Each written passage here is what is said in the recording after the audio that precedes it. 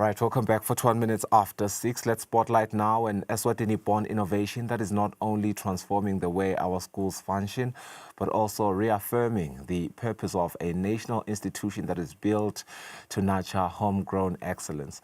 Now, at the center of it all is Shunifu, a digital platform that is developed within the Royal Science and Technology Park in Phoqweni under the Ministry of ICT. It's not just a tool for administration, but it is a complete reimagining of how schools teach, how schools track, and how schools thrive.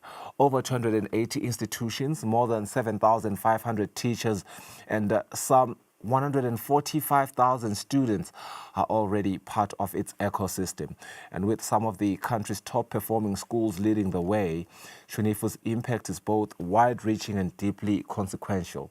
It's a conversation about innovation, it's a conversation about education, and the kind of enabling environment that allows solutions like this to flourish. Shunifu's story and the role of RSTP in making it possible is our focus in these few minutes that we have this conversation with Mnotfo Dlamini, the coordinator. Good morning, Dlamini. Good morning, sir. Welcome to the program. Great platform, just reading about it, but also the numbers of the people that have already, been integrated into the ecosystem. It's a lot of people, and I wonder how you managed to do that. But perhaps as a way to kickstart our conversation, maybe we want to anchor at the very beginning the rise of Shunifu, and how RSTP is playing a role really in getting it off the ground and sustaining it. Thank you so much, Mr. Newman, for having me on the show today. So Shunifu, the reason Shunifu has gained so much traction countrywide is the fact that it is a user-friendly platform. Many teachers find it easy to use that particular platform. So how did it come about? So maybe let me just talk about myself. I'm a former teacher. So I was a teacher at Dlamini High School 2016. So when I got there was no system. So I saw how doing things manually can actually have an impact, negative impact in student academic performance, because if things are done manually, it means teachers spend less time teaching the learners and they spend more time in these manual tedious processes. I then came up with this platform to help teachers to focus more on teaching and less on the tedious manual work. So what does that manual work look like? You've been a teacher, and I think it's an easy question for you. I'll give an example. Let's just say, for example, a class has 60 learners. So if a class has 60 learners, as a teacher, I have to do probably now reports for those learners. So if I'm to do that manually, I have to collect all the marks for all those 60 learners from each of the subject teachers. And I have to do what? I have to calculate averages for each and every child, position those kids. So you find that takes a lot of time. And yet, if you could have a system that does the calculations and everything, the only thing a teacher does is just to feed in the system with the marks, and the system does everything. It means now the teacher will save time and focus, or spend that time teaching the learners. The most important part. That's the most important part, because what matters the most with learners is content.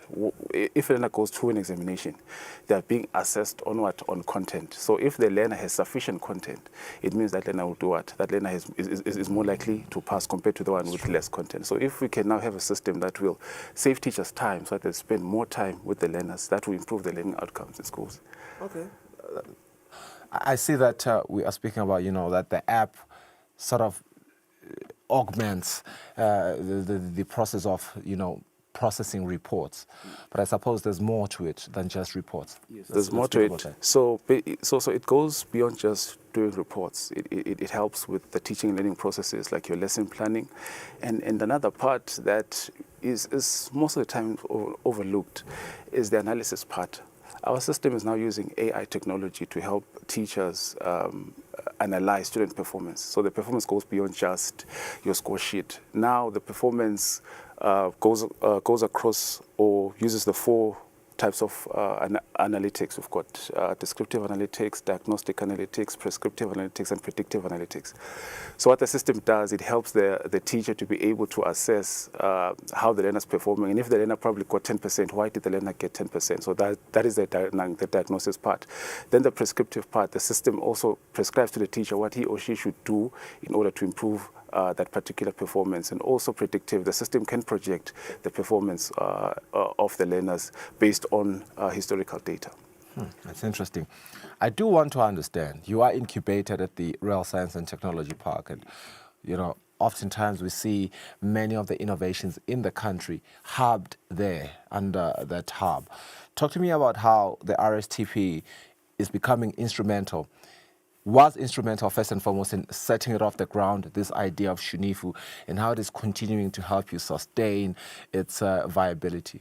Thank you so much. So the Royal Science and Technology Park is playing a very, very critical role, a very important role in growing the platform. I'll give one example. RSTP provides us with office space, they provide us with the hosting environment, because the data that is generated by the system is stored at the Royal Science and Technology Park, at the National Data Center. So they are providing that particular service, and they also help with market linkage. So they're able to connect us with people that use the system, and also through RSTP we're able to get funding from the UNDP RSTP partnership, which has enabled us to be able to roll out the platform. So RSTP has played a very, very important role. Without RSTP, I don't think Shunifu would have reached the level it's reached. Just understanding the whole idea of Shunifu, I get worried a little bit around the sort of IP that is required there, because we do not want your brilliant idea to be stolen. Would you say this relationship with RSTP, or perhaps, it is a relationship at the end of the day, them providing you with the infrastructure, but also the policy proximity, I think is very critical there. Are you sort of benefiting from that policy proximity? Because you've also mentioned other benefits that are somewhat less visible but equally critical, like the market linkages, and I think that is very important. But my biggest concern is the policy proximity, which I know they provide. Do you feel like you are benefiting from that as well? Yes, we are benefiting. I'll just give another example.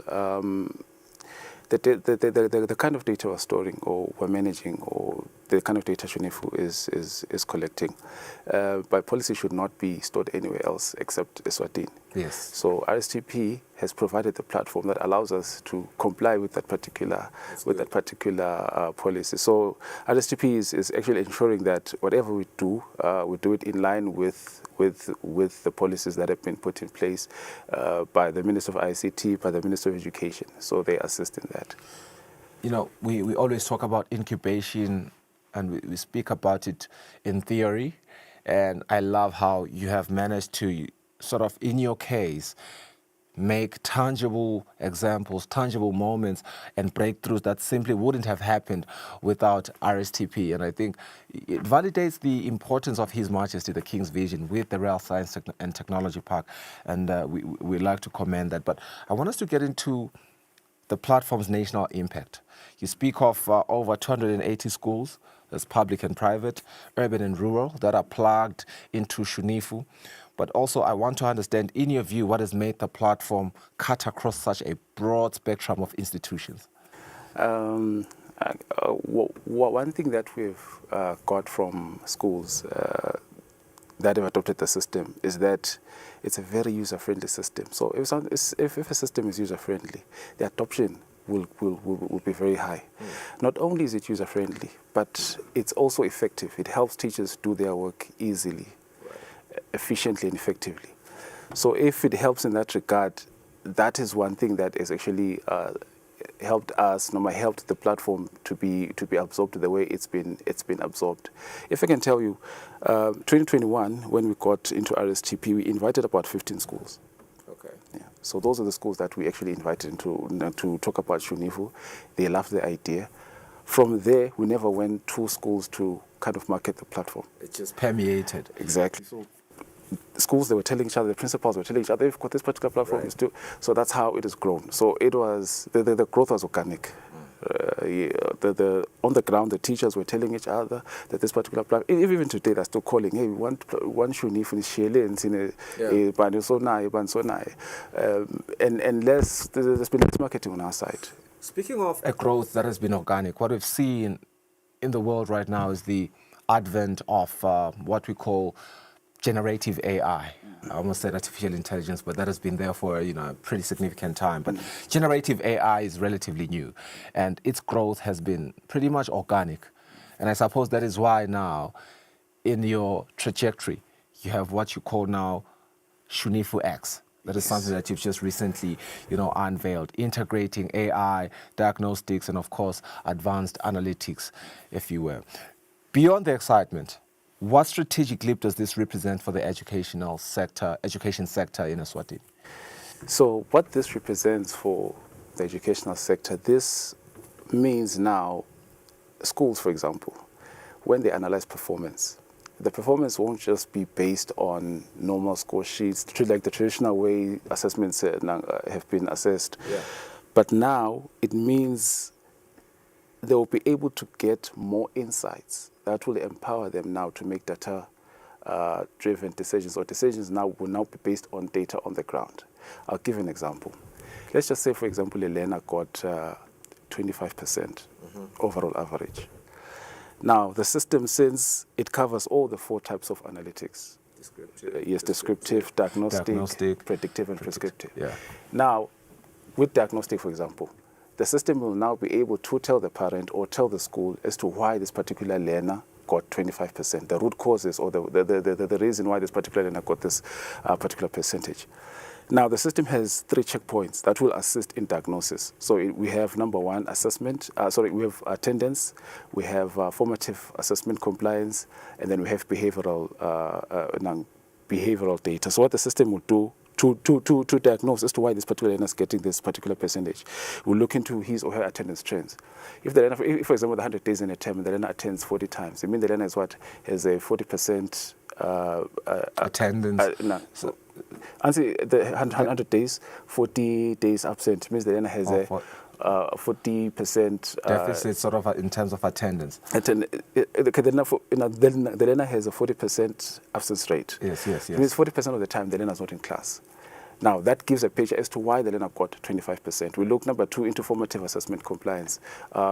In education, there is what they call formative assessment and summative assessment. Formative assessment is that's your classwork, your homework. Now, if, for example, there are 10 homeworks that were given in the term and the learner only did 2, it means the learner has what? It's a 20% compliance rate or submission rate. Yeah. It means 80% of the time the learner is not submitting with homework. So that gives another picture as to why we got to 20%. Then we have behavior. On the system, teachers are able to indicate the behavior of a student, whether the student is disruptive, is passive, or active in class. So if, for example, 10 teachers say this particular learner is disruptive, it means the learner in class is not focusing on what the teacher is particularly teaching. So that gives us a picture as to why the learner got 25%. Now, that now empowers the schools to do what? To be able to come up with relevant strategies to address the performance gap, because the system shows where the gaps are, what is contributing to declining performance. So if, for example, a class maybe 60 learners and there's maybe 40% attendance rate, the learners don't attend consistently in class. It means those learners are not getting sufficient content because they're not in class to get what the teacher's teaching, and they're less likely to answer correctly because they don't have the content. 100%. So now it means the system will now give schools intel or data that will help them know exactly where the gaps are, where the problems are, and that empowers them to come up with relevant strategies, because only relevant strategies are effective. It's only if a strategy is relevant, that's when it becomes effective. So now they will not base strategies or decisions on gut feeling, but based on what? On the data. So previously there was no system that does that in the country. So what that means, it means now schools will come up with relevant interventions, and those interventions will be able to address those gaps, and then we will see an improvement in learning outcomes countrywide. Okay, fantastic. I love that answer because it's very comprehensive, but also you're breaking it down with examples for the layman to be able to understand and follow. I want us to understand now, because you're also featured in government reports, you've been mentioned by ministers, and of course adopted by the top performing schools, as we have mentioned. What does that kind of validation signal for you, both for the platform and for homegrown innovation? I think that is very important. Yeah. So to me, this actually sends a signal to say that we should work harder as innovators in the country. We should not wait for foreign innovation. We have to continue to work hard to build solutions, local solutions, because only locals understand local problems. And only we as locals can be able to come up with relevant solutions. Because, foreign platforms, they're good, but you find out there will be a lot of tweaking and customizations to be able to fit into the context. But if we come up with these solutions, we build them with contextual understanding on the ground. So what this signals for me is that as innovators, we need to put in more effort, because there are platforms like RSTP, Ministry of ICT, that have opened up their hands to say, build, will support you. Right? So this to me is kind of energizing and also telling us to put in more effort in creating solutions for our own country. Yeah, and I suppose it also, even for the protection of our data, it's very important that these innovations are homegrown, and we at least there have this confidence that our data will not be compromised into other economies. But I also do want to understand, because teachers by nature, and this is now we're getting into understanding, teachers, parents, and the future of education, of course. Teachers by their nature, and you've been a teacher yourself, as you have mentioned, they are guardians of routine, understandably cautious with new tech. I think we can agree on that. What has the reception been like on the ground, and what has helped shift the mindset?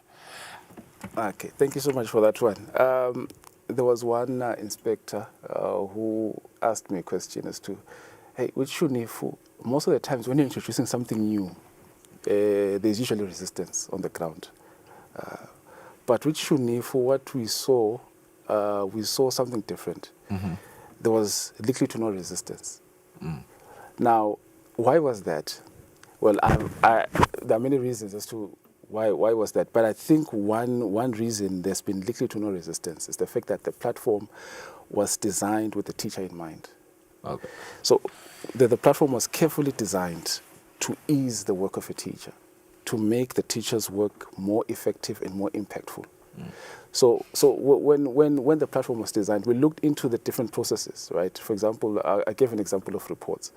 Now, if we go to a teacher and say, now you don't have to do all these things manually. Now that sounded, that was good news to the teacher, right? And then they started using the system. They saw that, I'm saving more time now. I spend more time with learners. I don't spend more time doing manual calculations overnight and all those things. So that has really helped to drive the adoption. So I think one thing that has really made Shunifu impactful, or that has driven the adoption, is the way the platform has been designed. It's been carefully designed to help teachers, and teachers have been able to extract value from that particular system, the way it's been designed.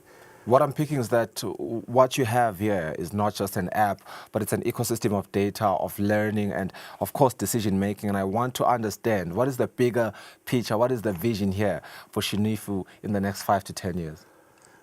The vision is to build a Pan-African platform that will empower schools across Africa, that will empower teachers across Africa, and ensure that schools across the continent are very, very efficient in their processes. Teachers are highly productive in their work, and parents are involved in their kids' education. Because Shunifu, not only does it help teachers and parents, but teachers and schools, but parents as well. Parents, for example, are able to log onto the system to view how their kids are performing in real time. So they don't have to, if, for example, a parent is busy, cannot go to school to get a report, they can be able to view it via the system. So my vision is to actually build a platform that will empower education across the continent. Mnotfo, thank you so much, and all the best as you continue to develop more technologies and innovations around whatever it is that your brains and with your team want to do and carve out for the Kingdom of Eswatini. That is Mnotfo Dlamini, the coordinator for Shunifu. What we're seeing is really a digital ecosystem in Eswatini that is really responding to real life challenges and solutions. And I suppose that is the reason why there's little to no resistance whenever they are being brought to the people. Recently launched Government in Your Hand, now Shunifu. We are really addressing the real life challenges, and we hope we're going to see more of that. It's 7 a.m. We have English.